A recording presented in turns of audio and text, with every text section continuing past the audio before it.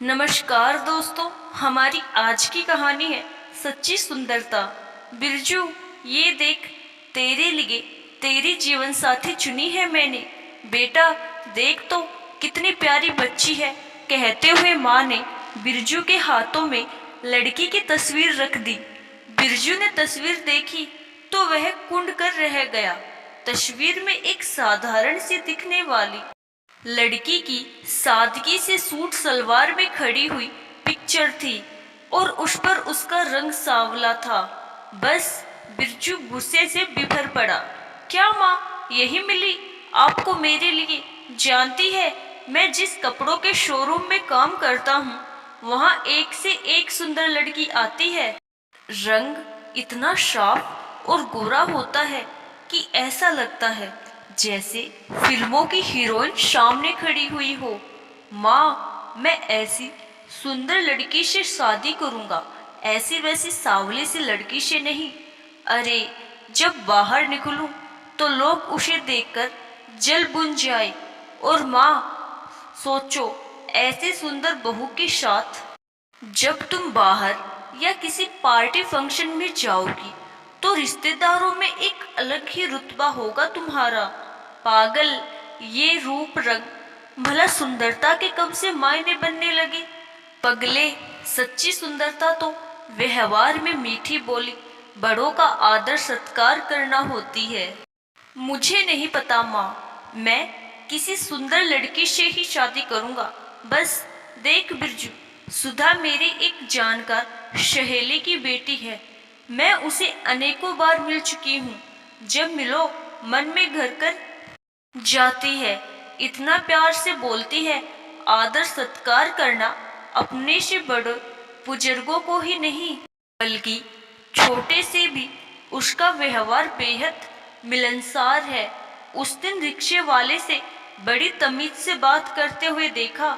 स्वयं गन्ने का जूस पीने से पहले उस रिक्शे वाले को भी लेकर दिया।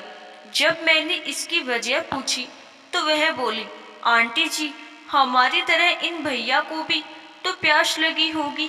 बात छोटी सी थी मगर उसने मेरे दिल को छू लिया। मगर गुस्से से भरे बिरजू ने फोटो को टेबल पर पटकते हुए कहा, मैं नहीं करूंगा इस लड़की से शादी। इतना कहकर वह अपने कमरे में चला गया। बिरजू ने ठान लिया, मैं शादी नहीं करूंगा उस सांवली लड़की से, चाहे मुझे घर से भाग क्यों न जाना पड़े। माँ पीछे पीछे उसके कमरे तक आई और खूब समझाया। उसकी छोटी बहन ने समझाते हुए कहा, भैया अच्छी लड़की है, पढ़ी लिखी है, घर के कामकाज भी खूब कर लेती है, कल को आपके जीवन में सहयोगी बनेगी और इस जीवन के सफर को एक अच्छे साथी की जरूरत होती है। मान जाइए ना, एक बार मिलकर तो देखिए, फिर फैसला कीजिए। आखिरकार जैसे तैसे बेमन बिरजू लड़की को देखने मिलने के लिए तैयार हो गया। सभी घर वालों के साथ वह वहां पहुंचा। उसने मन में तय कर लिया था वह लड़की को देखेगा भी नहीं और बहाने से बाद में मना कर देगा। लड़की चाय लेकर आई। वह आज भी साधारण कपड़ों में ही थी, एक सादगी से सूट सलवार पहने हुए। बिरजू ने एक दो बार चोरी नजरों से उसे देखा। वो सोचकर गया था कि कोई भी कमी बताकर वो मना कर देगा, मगर उसका व्यवहार सबसे अच्छा था। बातचीत में भी उसने जब बेमन से चाय के साथ पकोड़े खाए तो वह लाजवाब बने थे, जो कि उसी लड़की ने बनाए थे। उसे ऐसे ही स्वादिष्ट व्यंजन बनाकर उसकी माँ की तरह मीठा बोलने वाली पत्नी चाहिए थी। मगर ये सांवली है, मुझे तो किसी फिल्मी हीरोइन जैसी सुंदर लड़की से ही शादी करनी है। कुछ ही समय में वह लड़की देखने की औपचारिकता पूरी करते हुए वहां से वापस घर लौट आए। जब माँ, बाबूजी और छोटी बहन ने उसकी इच्छा पूछी तो उसने कहा वो बाद में बताएगा। दरअसल उसे सोचने का समय चाहिए था। कि वो क्या कहकर उस लड़की से शादी को मना कर सके।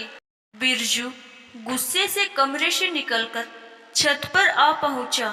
बिना कुछ खाए पिए ही रात भर छत पर पड़े एक टूटे पलंग पर लेटा रहा। जैसे तैसे सुबह हुई। बिरजू शोरूम पर जाने के लिए तैयार हो चुका था, पर आज उसका नाश्ते में कुछ भी खाने का मन नहीं कर रहा था। बिरजू अपने शोरूम पर जाने के लिए हमेशा पैदल पथ का ही सहारा लेता था। वह रास्ते में आने जाने वाली लड़कियों को देखता हुआ आगे बढ़ रहा था। उसे राह में जो भी खूबसूरत लड़की दिखती, उसे लगता इससे मेरी शादी होनी चाहिए। अचानक उसका पैर पैदल पथ पर पड़े केले के छिलके से फिसल गया और वह पास पड़े कचरे के डब्बे के ऊपर धड़ाम से गिर पड़ा। वही पास में एक ब्यूटी पार्लर की दुकान थी। उसमें से एक औरत बाहर निकली, तुरंत बिरजू को उठाया, अपने ब्यूटी पार्लर के भीतर ले जाते हुए कहा, ज्यादा चोट तो नहीं लगी बेटा? और एक गद्देदार ऊंची कुर्सी पर बैठा दिया। अभी बिरजू अपने कपड़े साफ कर ही रहा था कि इतने में जींस और टी शर्ट पहने हुए एक महिला ब्यूटी पार्लर के भीतर आई। सामने पड़ी दूसरी खाली कुर्सी पर बैठ गई। बिरजू उस सांवली सी महिला को देखने लगा। ब्यूटी पार्लर वाली महिला की एक सहयोगी ने एक धागे की मदद से उसकी आईब्रो बना दी। उसकी आंखें खूबसूरत लगने लगी। बालों पर प्रेस करके बालों की चमक और बढ़ गई। चेहरे पर ब्लीच फेशियल और ना जाने क्या क्या क्रीम लगाने के बाद उस महिला की खूबसूरती में चार चांद लग गए। बिरजू इस कलाकारी को देखकर दंग रह गया। चंद मिनटों में वो महिला अपने ऊपर किए मेकअप का बिल अदा करते हुए वहां से निकल गई। तकरीबन ऐसे ही एक दो और महिलाएं वहां आई और विभिन्न तरीकों से सुंदर दिखाई देते हुए वहां से जाती रही। बिरजू अब समझ चुका था, दुनिया की सभी दिखने वाली सुंदर लड़कियां और महिलाएं सिर्फ एक दिखावा है। सब ईश्वर की संतान है। हमें काले गोरे का भेद नहीं रखना चाहिए। जिसका मन सुंदर है, जिस्म का कोई मोल नहीं रहता। देश को और समाज को एक अच्छे गुणों वाली पत्नियों की तलाश है, जो अपने पति का घर स्वर्ग बना दे।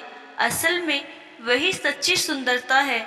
माँ ने मुझे कल जिस लड़की का फोटो दिखाया था, वह लड़की ब्यूटी पार्लर जाकर खुद को सज संवर कर भी फोटो खिंचवा सकती थी, पर उसने ऐसा नहीं किया। वह जैसी है खुद को वैसे ही रखना चाहती है। यही उसकी खूबसूरती का खजाना है। बिरजू ने तुरंत अपनी जेब से मोबाइल निकाला और अपनी माँ को फोन कर कहा, माँ, मुझे वो लड़की पसंद है।